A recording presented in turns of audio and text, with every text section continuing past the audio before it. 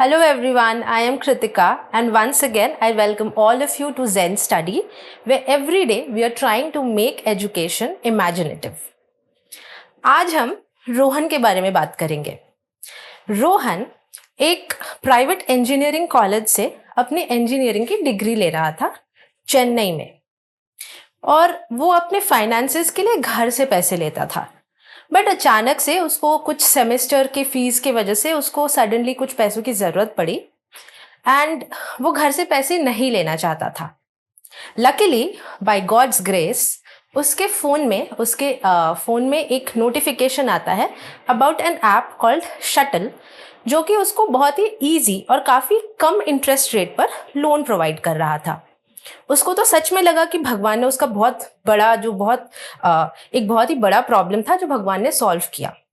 So he downloaded that app और उसने कुछ माइनर डॉक्यूमेंट्स उन्होंने मांगे, उसने वो सारे डॉक्यूमेंट्स सबमिट किए और उसके अकाउंट में जो रिक्वायर्ड उसके जितने लोन के लिए उसने अप्लाई किया था वो पैसे उसके अकाउंट में क्रेडिट हो गए। बट विद इन 24 आवर्स वो ऐप ने उसको काफ़ी आर्बिट्रेरी इंटरेस्ट रेट्स चार्ज करना शुरू कर दिया एंड उसको काफ़ी अजीबोगरीब कॉल्स आने लगे और उसको परेशान करने लगे, वो इसे ब्लैकमेल करने लगे, वो इसे थ्रेटन करने लगे एंड उसको कुछ समझ में नहीं आया।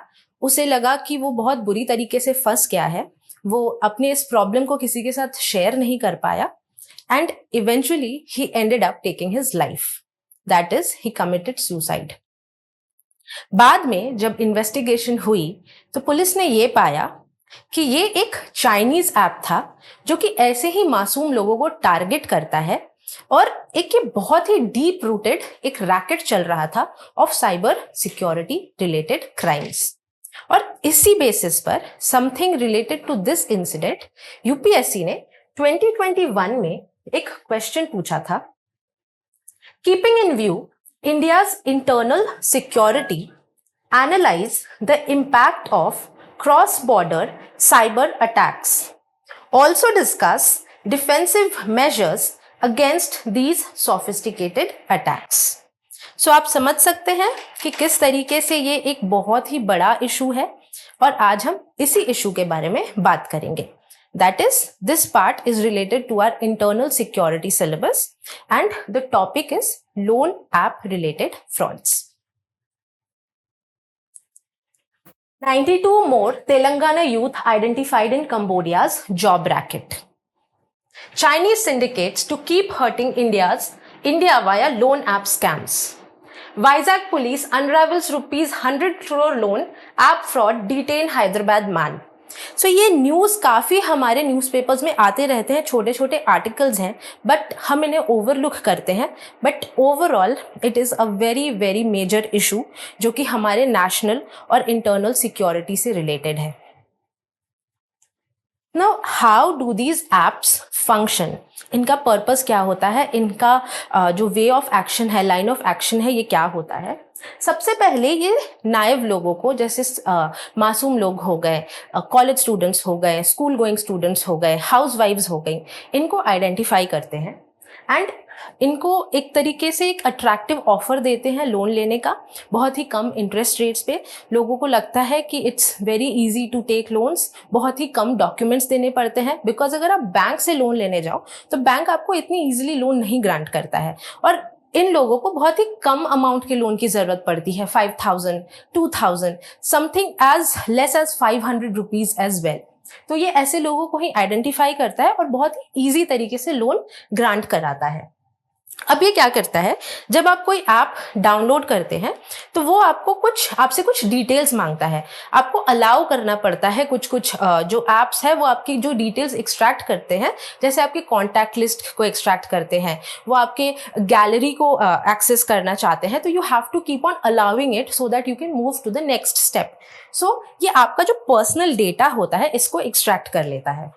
लेटर जब आप लोन ले लेते हैं, आपके अकाउंट में जब वो लोन क्रेडिट हो जाता है तो कुछ टाइम के बाद ये क्या करते हैं, ये they start charging arbitrary rates. कुछ भी वो उसमें कुछ भी ऐड कर देते हैं कि आपने ये खर्च किया या आपने ये एक्सेस किया, आपने हमारा ये फैसिलिटी लिया, तो उसके लिए एक्स्ट्रा चार्जेस लगते हैं जो कि बहुत ही आर्बिट्री और बहुत ही वेग होते हैं।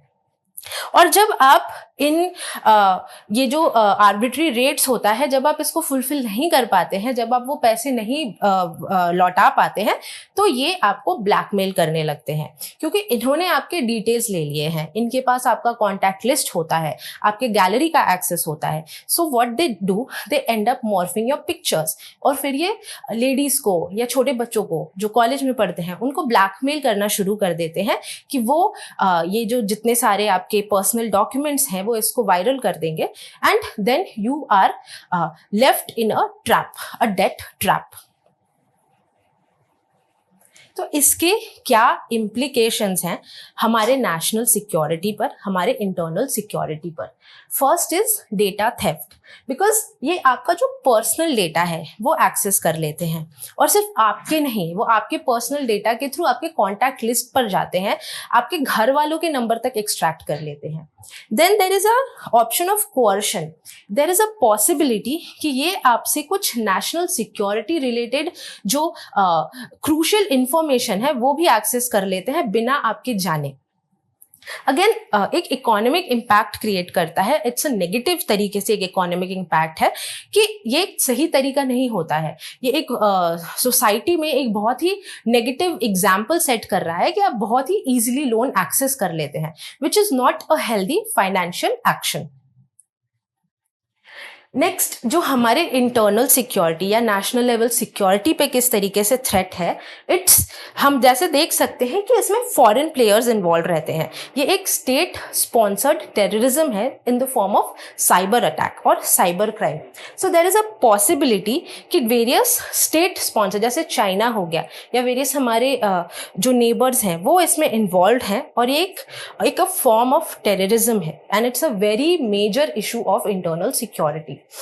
It's again cyber security risk होता है, क्योंकि ये ना सिर्फ आपके डॉक्यूमेंट्स ले पा रहे हैं, वो आपके फ़ोन के थ्रू काफ़ी सारे ऐसे क्रूशियल इन्फॉर्मेशन आपके फैमिली से रिलेटेड, आपके फ्रेंड्स से रिलेटेड एक्सट्रैक्ट कर रहे हैं। Again it's a question of cross border crime. आप देख सकते हैं कि ये कैसे कैसे सिटीज़ को और कैसे कैसे स्टेट्स को टारगेट कर रहे हैं, क्योंकि ऑलरेडी जो बॉर्डर स्टेट्स हैं उसमें इंसर्जेंसी, क्रॉस बॉर्डर जो माइग्रेशन है वो ऑलरेडी कर रहे हैं। सो वहाँ पर तो उनका काम ऑलरेडी चल रहा है, बट अब ये क्या कर रहे हैं, ये जो हमारे जो सेंट्रल इंडिया है, जैसे चेन्नई हो गया या सदर्न पार्ट हो गया, मध्य प्रदेश हो गया, सेंट्रल पार्ट है हमारा, इन सारे जो हमारा पेनिनसुलर बॉडी है इंडिया का, उसमें पेनिट्रेट कर रहे हैं इन the form of cyber related security breach. तो अब इसका जो इम्पैक्ट है, ब्रॉडर इम्पैक्ट हमारे सोसाइटी पर किस तरीके से पड़ रहा है? एक तो है साइकोलॉजिकल इम्पैक्ट कि लोगों में एक डर बैठ रहा है। आप देख सकते हो उस बच्चे ने अपनी लाइफ ले ली, या ऐसे बहुत सारे हाउसवाइफ्स ने भी किया है, वो डर जाती हैं, वो अपनी काफ़ी सारे इन्फॉर्मेशन शेयर कर देती हैं, बट वो अपने घर वालों से या अपने किसी जो लव्ड वन है उनके साथ ये बातें शेयर नहीं कर पाती हैं, बिकॉज उनका जो डेटा है वो ऑलरेडी ब्रीच हो चुका है और उनको ब्लैकमेल किया जाता है, थ्रेट किया जाता है through these apps. Then there is trust issues. अब हमारा जो डिजिटल सिस्टम है, हमारी कंट्री काफ़ी हद तक डिजिटलाइजेशन को अडॉप्ट कर चुकी है, हम फाइनेंशियल इंक्लूजन की बात करते हैं, हम अपने जो इकोनॉमिक ट्रांजैक्शंस है उसमें डिजिटल जो तरीके हैं उसको अपना रहे हैं, बट इससे क्या हो रहा है, ऐसे ऐसे केसेस अगर बहुत ज़्यादा बढ़ते जाएंगे तो लोगों में जो ट्रस्ट है डिजिटल इंडिया पर उस पर कम होता जाएगा। एंड ऑलरेडी जो अच्छे ऐप्स हैं, जो प्रॉपर ऐप्स हैं, जो सही में इस तरीके से जो फैसिलिटीज प्रोवाइड करते हैं, हमारा जो यूपीआई सिस्टम है, ये सारा जो पूरा इतने मेहनत से जो बनाया हुआ एक इंस्टीट्यूशन है, ये पूरा इंस्टीट्यूशन कोलैप्स हो जाएगा। Then there is financial impact. जैसा कि मैंने कहा कि एक बहुत ही गलत प्रेसिडेंस सेट कर रहा है, बहुत ही गलत एग्जाम्पल सेट करता है जो यंगस्टर्स हैं उनमें, कि वो बहुत ही ईजिली ये लोन्स ले सकते हैं, एंड बहुत ही लोन लेना बहुत ही ईजी है। सो एक बहुत ही गलत तरीके से अपने मनी का जो मिसमैनेजमेंट है वो करते हैं। Now, what can a country or what can the government do to mitigate these challenges? सबसे पहली तो बात ये है कि हमें हमारे गवर्नमेंट को प्रॉपर पॉलिसीज लाना होगा और एक प्रॉपर आइडेंटिफिकेशन सिस्टम बनाना होगा, ताकि जो ऐसे ऐप्स हैं उनको बहुत ही बिगिनिंग में, मतलब नेसेंट स्टेज में ही आइडेंटिफाई करा जा सके, जो ऐसे उल जुलूल ट्रांजैक्शंस अलाउ करते हैं और उल जुलूल जो ऐसे लोन्स प्रोवाइड करते हैं, तो इनको बहुत ही नेसेंट स्टेज में आइडेंटिफाई किया जाए और उन्हें बैन कर दिया जाए स्ट्रिक्टली। नेक्स्ट इज एक अवेयरनेस कैंपेन चलाया जाए, स्पेशली अमंग दोज पीपल जो कि इसके प्रे बनते जा रहे हैं, जैसे कॉलेजेस में हो गए, स्कूल्स में हो गए, हाउसवाइफ्स हो गई, इनके लिए एक प्रॉपर डिजिटल और टेक्नोलॉजिकल तरीके से एक अवेयरनेस कैंपेन चलाया जाए, ताकि वो प्रॉपर और हेल्दी फाइनेंशियल डिसीजंस ले सके।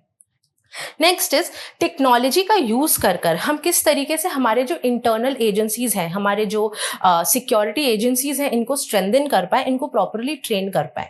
Next is about prompt action, हम हमारे जो स्टेक होल्डर्स हैं उनको प्रॉपरली ट्रेन करें, हमारे जो सिक्योरिटी एजेंसीज हैं उनको अच्छी तरीके से जो डिजिटल तरीके हैं वो प्रॉपरली समझाएं। ये जो नए नए इनोवेटिव फ्रॉड्स जो निकल के आ रहे हैं, इनको आइडेंटिफाई करने के काबिल बनाए, उनको proper awareness and training they, so that future में अगर ऐसे कोई तरीके होते हैं थ्रू ऑफ साइबर क्राइम, इसको नेसेंट स्टेज में ही आइडेंटिफाई किया जा सके एंड प्रिवेंट किया जा सके कि हमारे जो सीधे साधे लोग हैं, हमारे जो कंट्री की सिक्योरिटी है वो ब्रीच ना हो।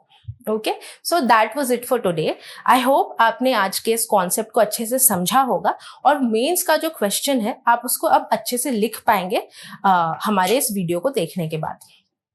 सी you in the next video, take care.